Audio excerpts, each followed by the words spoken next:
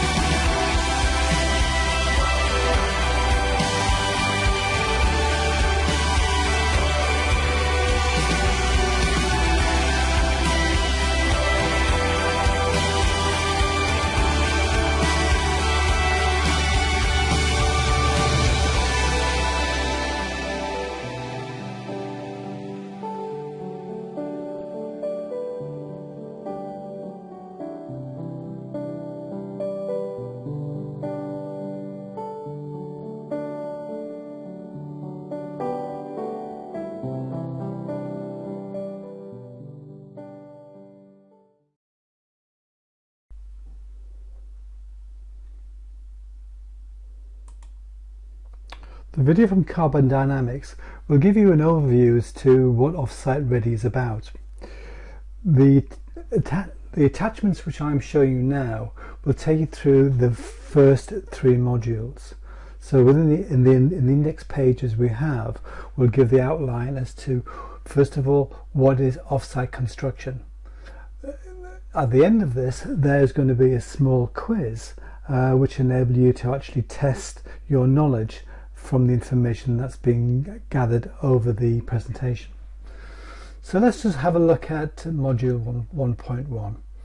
This is designed to be a 90-minute tutorial. First of all, we're going to look at the options as to offsite is not just about timber buildings, it's also about concrete and steel. We also have an overview as to what the glossary of terms are, i.e. what is offsite, what is sustainability, what are the general terms and meanings that we include within offsite construction. So whether it's a panelized system, whether it's volumetric systems, all these will be explained. So what are the benefits of offsite construction? Well, the idea is behind it we have a shorter build times, we're working with a controlled environment. And so looking at a systematic approach by manufacturing within the factory is that we can actually improve our performance, we can actually consider the various technicalities behind the building and which type of system is best for the project itself. Whether we're looking at volumetric or whether we're going to look at a panelized systems. Now, as you can see, we have two kinds of panelized systems, and so the outline of these presentations will explain what the advantages and disadvantages of both. So, for example, if we look at a panelized system of an open panel, there are advantages of transport, and we have disadvantages of flexibility. Of a closed system, we have a few more advantages, but you need to consider that you need to work to a very tight tolerances. So in other words, the drawings are not just a guide. Volumetrics, on the other hand, look at the complete building. Everything is actually built in coordinate and brought within the module itself. And these modules can then be transported from the factory to site. Sustainability. Well, let's just talk about sustainability from this point of view regarding offsite construction, as to what it means and the impacts behind sustainability, whether it's from transport, whether it's down to resourcing. We have within the process how evaluation and how we actually consider the outcomes of the building itself. So by doing analysis of the building, we can actually attain various standards, and BREEAM is one of the main ones that are used worldwide. So additional points to consider when we think about offsite is design. We're looking at the site preparation.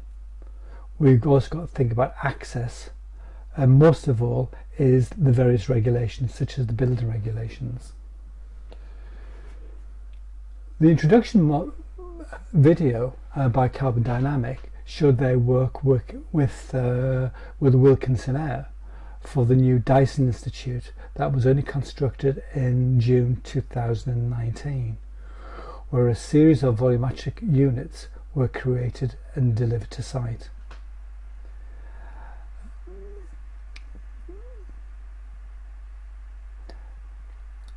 So what we've embedded is a series of videos that will actually enable you to follow the links from these modules to enhance your learning. I've included this little example. You've seen the ones from Wilkinson Air. This example here is of a modulistic unit that was built using open panels, whereas you have a timber frame in modules which are assembled. And finally, to conclude this element of the module, we have created a questionnaire, simple questionnaire of 10 points of information which is gleaned from the various slides that will actually enable the learners to actually understand what Offsite is about.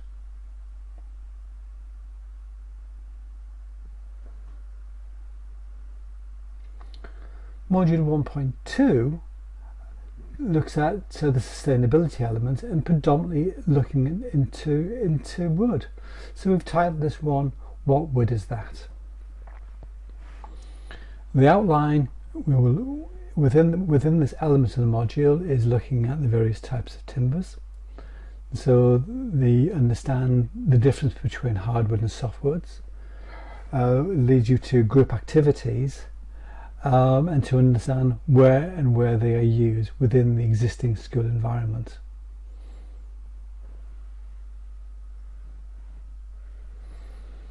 Trada are one of the main companies, organisations that we've worked with, and it's a fantastic resource for learners. They have a fantastic resource that will enable you to support your teaching and learning, looking at hardwoods and looking at the distinction between hardwoods and softwoods. So for example, if you look at the European oak, is that the technical details are quite intense. It gives you quite a high insight as to where the timber comes from, how long it grows, and more importantly where it is used. So for this exercise, rather than go through the whole range of hardwoods and softwoods, I've just selected a series of 5 or 6. So whether it's the oak, ash, beech, or whether it's into elms, cherries or birch, they all are hardwoods, so they're all deciduous and they are used in various ways within our environment, whether it's from making buildings down to actually making instruments. Softwoods, on the other hand, by their nature they tend to be evergreen, and literally what happens is there are 2 kinds. There are those which have got scales, and there are those which have got needles. So hopefully that you'll be able to distinguish between the 2 and to identify that within the learning. As in the hardwood example, I've given you a detailed softwood analysis of information that has come from Trada. And again, I've highlighted a series of softwoods, whether it is the redwood, whether it is cedar or larch.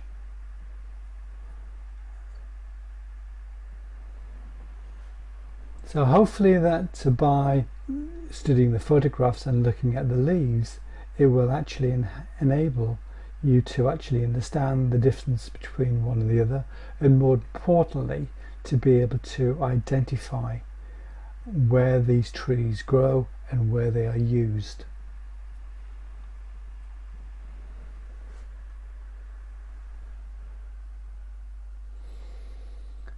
So we have group activities. So group activity 1 involves the pupils to be formed into groups of 4 or 6.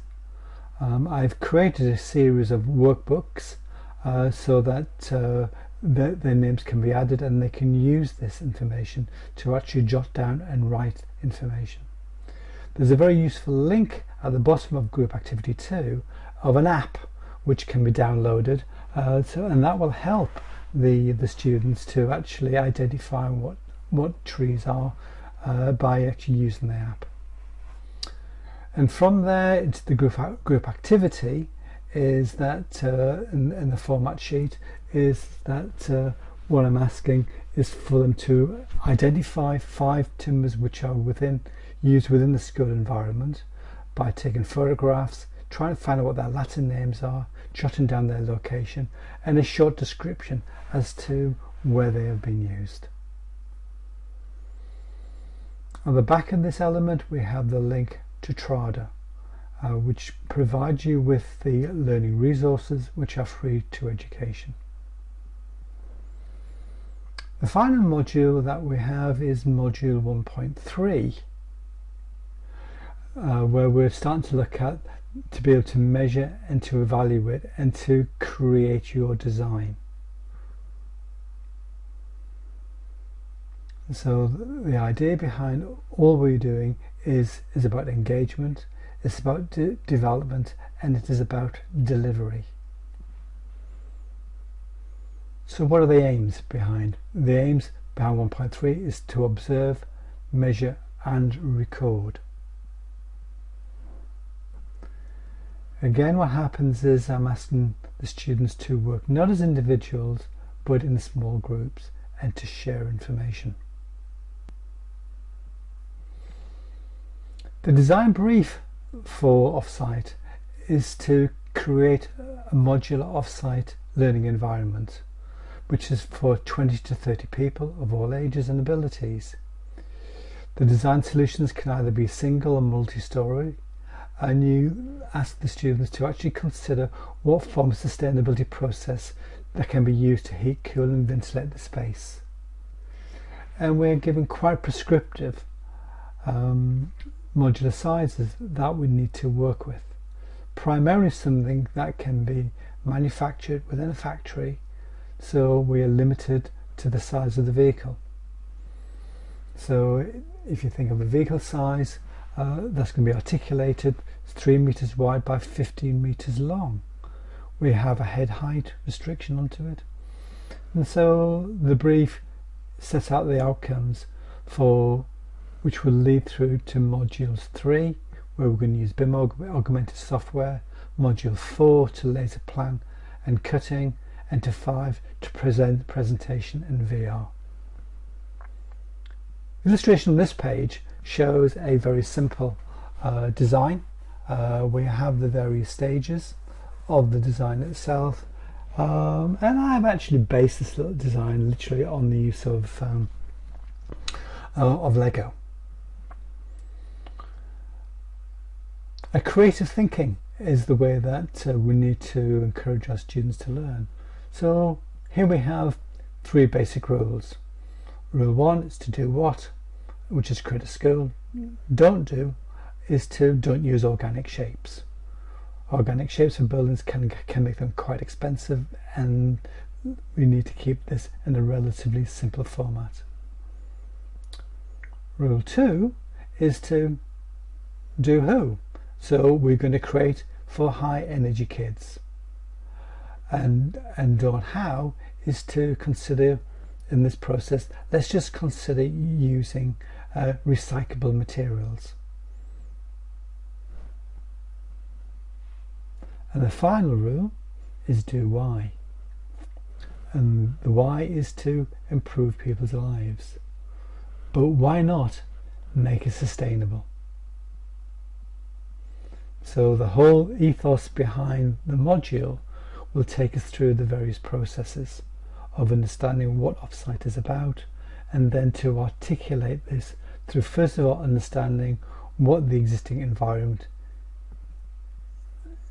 is, and then how we can then develop our ideas and to articulate those ideas.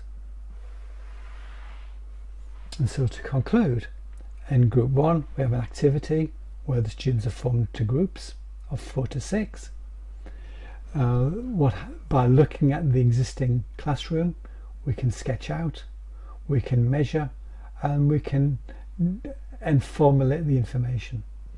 So in other words, we need to find out how the classroom is laid out, where the doors are located, where the windows are. Perhaps it'd be necessary to actually indicate where the existing desks and cupboards are, and then to write down the spaces and the sizes of everything which is within that environment, and most importantly, don't forget the ceiling heights. So here's an existing example of a school. So by taking photographs, we can identify certain key elements by literally making little tiny notes which we feel are relevant. So what's the overall size of the building? What's the ceiling? What kind of lighting is used within the building? And from there we can use hand sketching just to draw out basic information. By adding dimensions, it enables us to articulate the space that we have, where the entrance point is, where the radiators are, where the desk is. Is there a store cupboard? So just by creating a very simple survey, we can actually include the information that will enable us to then start thinking about how we then can create our own designs. So we are learning from an existing environment rather than one of make-believe.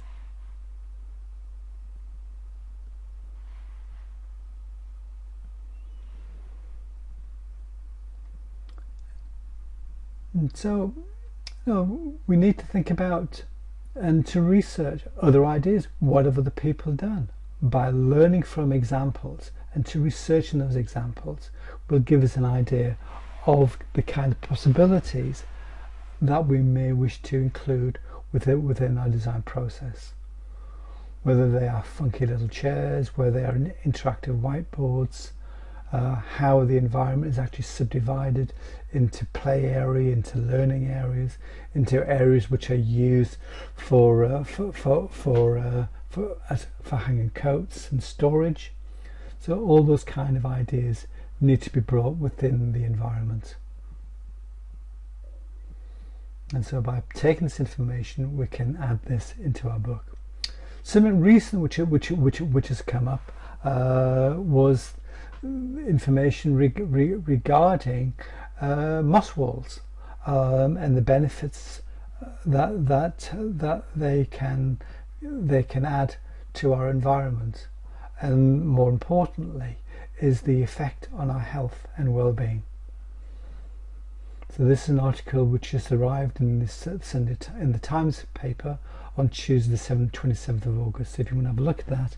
But predominantly the extract behind there tells you a little bit about, and I've actually made a small model of the object itself. So finally, to round up, group activity 1 is to measure your classroom, include the location of the door, include the location of desks, record and write the dimensions of the space, and don't forget to remember the ceiling heights. Group activity 2 is evaluating the classroom, create a list of likes and dislikes. What do you think works? What do you think doesn't work? What would you like to include?